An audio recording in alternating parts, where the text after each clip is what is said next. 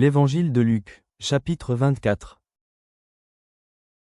Le premier jour de la semaine, elles se rendirent au sépulcre de grand matin, portant les aromates qu'elles avaient préparés. Elles trouvèrent que la pierre avait été roulée de devant le sépulcre, et, étant entrées, elles ne trouvèrent pas le corps du Seigneur Jésus. Comme elles ne savaient que penser de cela, voici, deux hommes leur apparurent, en habits resplendissants. Saisies de frayeur, elles baissèrent le visage contre terre. Mais ils leur dirent, « Pourquoi cherchez-vous parmi les morts celui qui est vivant? Il n'est point ici, mais il est ressuscité. Souvenez-vous de quelle manière il vous a parlé, lorsqu'il était encore en Galilée, et qu'il disait, « Il faut que le Fils de l'homme soit livré entre les mains des pécheurs, qu'il soit crucifié, et qu'il ressuscite le troisième jour. » Et elles se ressouvinrent des paroles de Jésus. À leur retour du sépulcre, elles annoncèrent toutes ces choses aux 11, et à tous les autres. Celles qui dirent ces choses aux apôtres étaient Marie de Magdala, Jeanne, Marie, mère de Jacques, et les autres qui étaient avec elle. Ils tinrent ces discours pour des rêveries, et ils ne crurent pas ces femmes. Mais Pierre se leva, et courut au sépulcre. S'étant baissé, il ne vit que les linges qui étaient à terre. Puis il s'en alla chez lui, dans l'étonnement de ce qui était arrivé. Et voici, ce même jour, 2 disciples allaient à un village nommé Emmaüs, éloigné de Jérusalem de 60 stades, et ils s'entretenaient de tout ce qui s'était passé. Pendant qu'ils parlaient et discutaient, Jésus s'approcha, et fit route avec eux. Mais leurs yeux étaient empêchés de le reconnaître. Il leur dit, « De quoi vous entretenez-vous en marchant, pour que vous soyez tout tristes ?»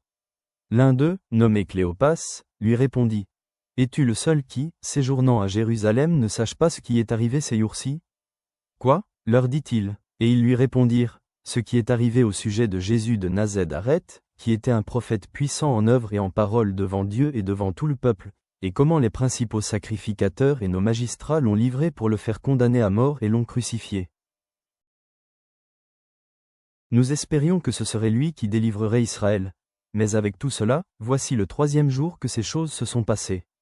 Il est vrai que quelques femmes d'entre nous ont fort étonnés. S'étant rendues de grand matin au sépulcre et n'ayant pas trouvé son corps, elles sont venues dire que des anges leur sont apparus et ont annoncé qu'il est vivant. Quelques-uns de ceux qui étaient avec nous sont allés au sépulcre, et ils ont trouvé les choses comme les femmes l'avaient dit, mais lui, ils ne l'ont point vu. Alors Jésus leur dit, « Ô hommes sans intelligence, et dont le cœur est lent à croire tout ce qu'ont dit les prophètes. Ne fallait-il pas que le Christ souffrit ces choses, et qu'il entrât dans sa gloire? » Et, commençant par Moïse et par tous les prophètes, il leur expliqua dans toutes les Écritures ce qui le concernait. Lorsqu'ils furent près du village où ils allaient, il parut vouloir aller plus loin. Mais ils le pressèrent, en disant, « Reste avec nous, car le soir approche, le jour est sur son déclin. » Et il entra, pour rester avec eux. Pendant qu'il était à table avec eux, il prit le pain, et, après avoir rendu grâce, il le rompit, et le leur donna. Alors leurs yeux s'ouvrirent, et ils le reconnurent, mais il disparut de devant eux.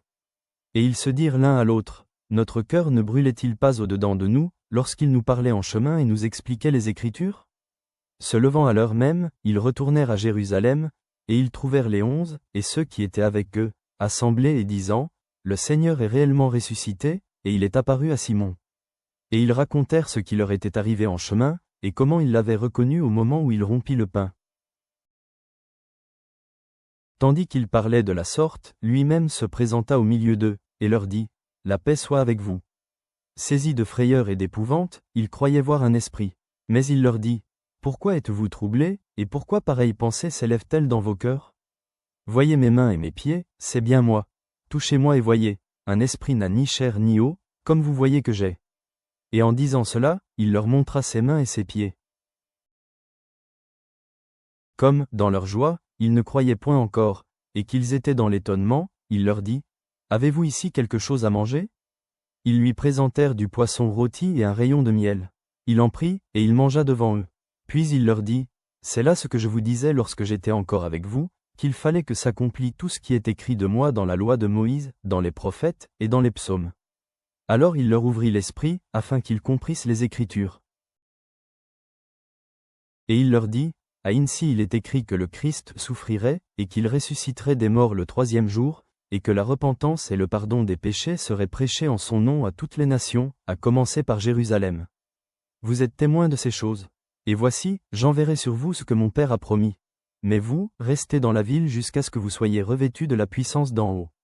Il les conduisit jusque vers Béthanie, et, ayant levé les mains, il les bénit. Pendant qu'il les bénissait, il se sépara d'eux, et fut enlevé au ciel. Pour eux, après l'avoir adoré, ils retournèrent à Jérusalem avec une grande joie, et ils étaient continuellement dans le temple, louant et bénissant Dieu. Père, toi qui ressuscites et ouvres les Écritures, révèle-toi sur les chemins du doute, comme à Emmaüs aujourd'hui. Envoie des témoins vers toutes les nations pour les missions mondiales. Fais descendre tes bénédictions sur nous sans cesse. Revêt-nous de la puissance de l'Esprit promis. Nous mettons notre confiance en tes promesses. Amen.